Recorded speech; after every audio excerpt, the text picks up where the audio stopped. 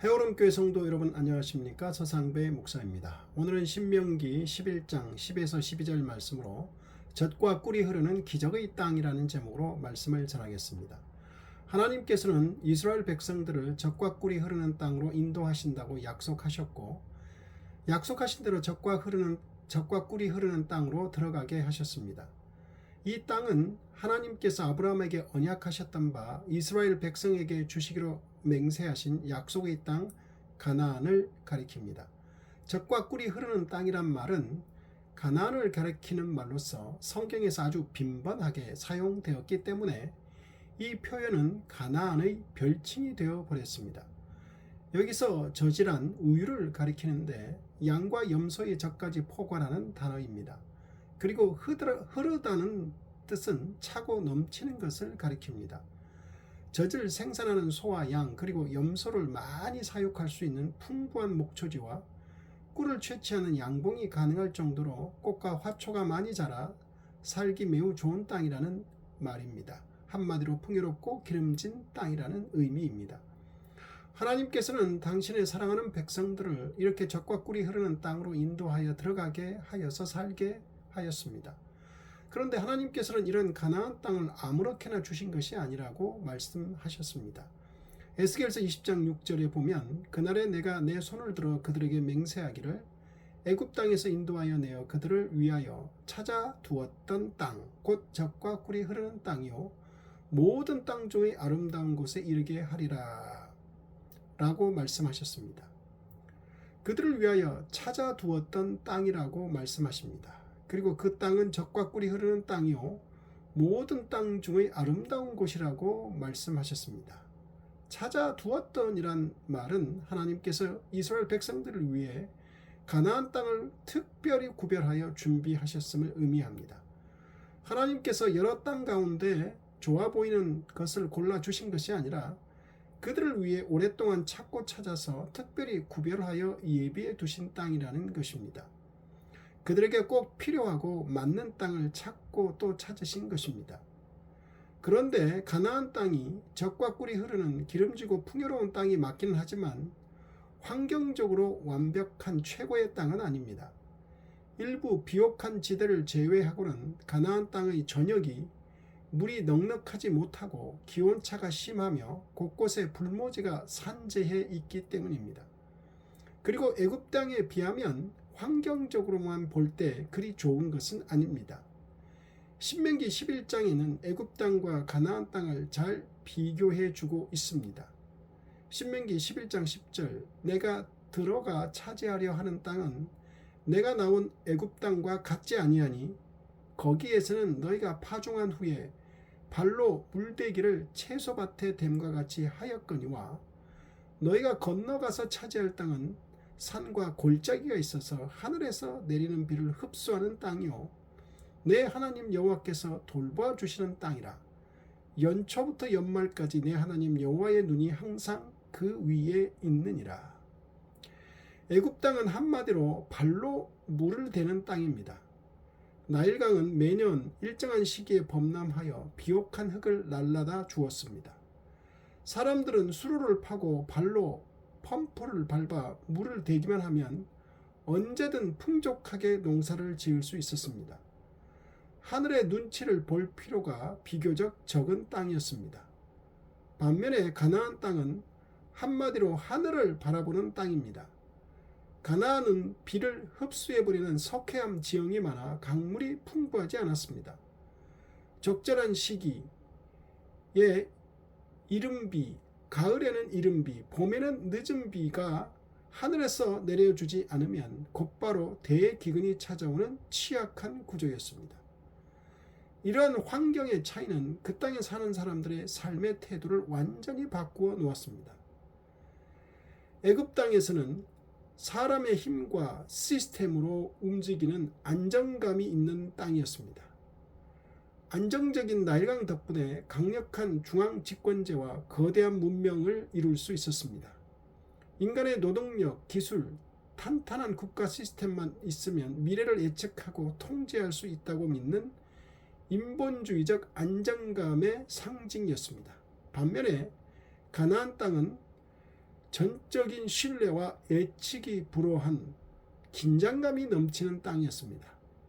농사의 성패가 인간의 노력이 아닌 하늘에 달려 있었습니다. 따라서 매 순간 절대자 하나님을 의지해야 하는 영적인 긴장감이 흐르는 땅이었습니다. 애굽이 인간의 계산과 노력으로 풍요를 일구는 안정적인 땅이었다면 가나안 땅은 오직 하늘만 바라보며 하나님을 신뢰해야 살아남을 수 있는 기적의 땅이었습니다. 그러면 우리는 어떤 땅을 선호할까요? 대부분 하늘을 바라보아야만 하는 기적의 땅보다 안정적인 땅을 선호합니다. 누군들 기적의 땅에서 하늘만 의지하고 살기를 바랄까요? 왜냐하면 안정되고 풍요로운 환경에서 평화롭고 안정되게 살기를 바라지 않을까요? 그러면 평화롭고 안정된 애굽 땅과 같은 곳에서 살면 우리의 인생이 성공적이고 평화롭고 안정되게 살 수 있지 않겠습니까? 하늘만을 바라보아야 하는 기적의 땅에서 사는 것보다 훨씬 더 낫지 않을까요? 과연 현실에서는 실제로 어떤가를 알아보고자 합니다. 지금 전 세계는 북중미 월드컵을 진행 중인데 수많은 사람들이 경기를 보고 기뻐하고 즐거워하기도 하지만 화를 내기도 합니다. 우리나라는 이번 월드컵에서 32강 토너먼트 진출에 실패하므로 축구를 좋아하는 국민들이 무척 속상하여 화를 내고 있습니다. 특히 축구협회와 감독의 문제로 국회에서 청문회를 열 정도로 심각합니다. 그러므로 월드컵과 축구는 단순한 문제가 아니라 국가의 위상과 국민들을 하나로 묶어주는 중요한 것임을 알 수 있습니다. 그런데 이번에 카보베르데라는 생전 들어보지도 못한 나라가 월드컵 본선에 진출해서 우리나라는 떨어진 조별 예선을 통과하고 32강전에 올라가는 놀라운 성과를 거두었습니다. 그런데 그 나라는 아프리카 서해안에서 대서양으로 570km 떨어진 섬 10개로 이루어진 아주 작은 섬나라입니다. 인구가 52만 명밖에 안 되는 아주 작은 나라에서 엄청난 성과를 내 전 세계 사람들에게 감동과 존경을 받고 있습니다. 세계 랭킹 2위인 스페인과 0대 0으로 비기고 16위인 우루과이와도 2대 2로 비기고 올라와서 32강전에서는 세계 랭킹 1위인 아르헨티나에게 3대 2로 안타깝게 져서 탈락했지만 오히려 아르헨티나가 질 수도 있었던 경기였습니다. 특히 카보베르데의 40세가 된 골키퍼는 엄청난 선방으로 세계인들의 감동을 주었습니다. 그런데 카보베르데의 축구는 그 나라의 역사와 삶을 그대로 보여주고 있었습니다. 이 나라는 1462년부터 1975년까지 약 600년간 포르투갈의 식민지였습니다. 처음에는 무인도였습니다. 예나 지금이나 사람이 살 수 없는 섬이었습니다. 강이 하나도 없고 몇 년씩 비도 잘 오지 않았습니다. 그런데 지금은 담수화 시설을 잘 갖추어서 바닷물을 정수해서 사용합니다. 금도 석유도 없습니다. 그런데 지금은 아프리카에서 손꼽히는 잘 사는 나라가 되었습니다. 이 나라를 이렇게 잘 살게 한 것은 좋은 환경이나 천연 자원이 아니라 아무것도 가진 것이 없는 그것 자체가 잘 살게 하였습니다. 가진 것이 없어서 잘 살게 되었다니 앞뒤가 안 맞는 것 같지만 사실입니다. 그들의 역사를 보면 이 말이 왜 사실인지 알 수 있습니다. 이 나라는 아프리카 대륙과 아메리카 대륙 사이 딱 중간에 있습니다. 대서양을 건너는 배라면 반드시 지나가야 하는 길목에 있습니다. 그래서 포르투갈은 이 섬을 노예 무역의 중간 기착지로 삼았습니다. 아프리카에서 잡아온 사람들을 여기 섬에 잠깐 가두어 두었다가 다시 아메리카로 실어보내는 창고 같은 곳으로 삼았습니다. 노예와 관리하는 포르투갈인 그리고 그 사이에서 태어난 사람들이 뒤섞여 그 섬의 주민이 되었습니다. 배가 오가는 동안에는 그럭저럭 돌아갔는데 노예 무역이 시들해지고 중간 정거장으로서의 쓸모가 없어지자 남겨진 주민들은 사는 것이 막막했습니다. 게다가 비가 거의 오지 않는 곳이라 농사도 지을 수가 없는 땅인지라 지난 200년 동안 가뭄과 기근으로 수많은 사람들이 굶어 죽었습니다. 1774년 가뭄으로 2만 명이 굶어 죽었습니다. 18에서 18세기, 18세기부터 19세기까지 3번의 가뭄으로 10만 명이 넘게 죽었습니다. 그런데 이 섬은 포르투갈의 식민지였습니다. 그러나 식민지의 주인인 포르투갈은 아무것도 하지 않았습니다. 식량을 한 번도 보내지 않았습니다. 그리고 20세기에 들어와 그 방치의 절정이 드러납니다. 1941년에서 48년까지 이 섬에 큰 가뭄이 덮쳤습니다. 섬 인구의 4분의 1인 4만 5천 명이 굶어 죽었습니다. 20세기 중반 이 섬에서 더 이상의 방치를 참을 수 없어서 독립을 향한 열망이 일어났습니다.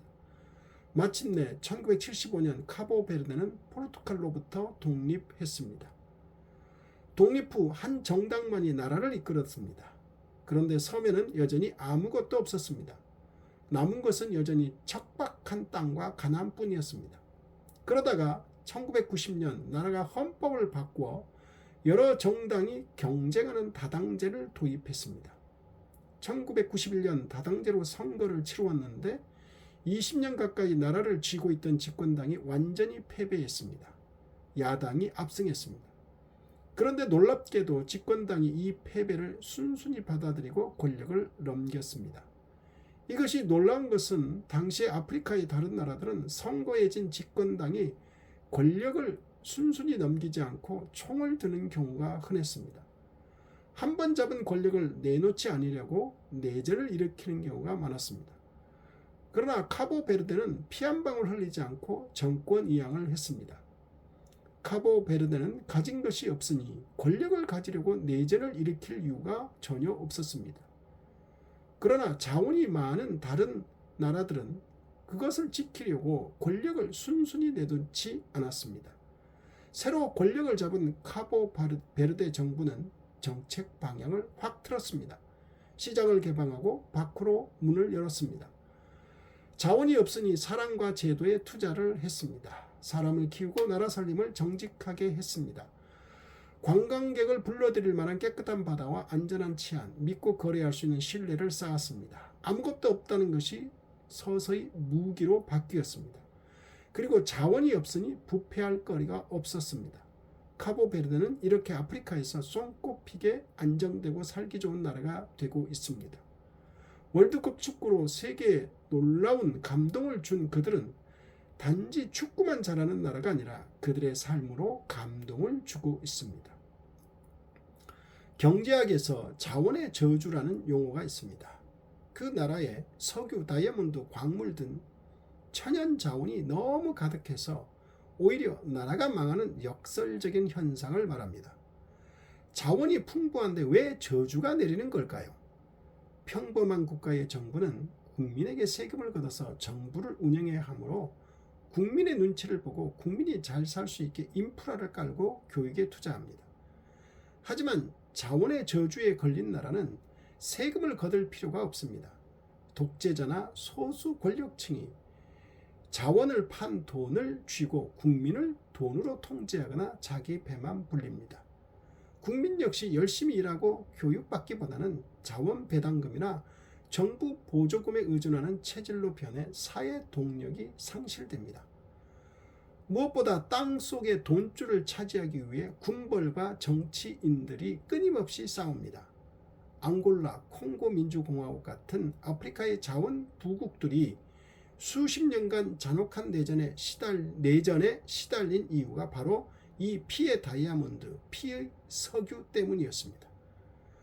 카보베르데가 독립한 바로 그해 1975년 같은 포르투갈 식민지였던 앙골라도 독립했습니다.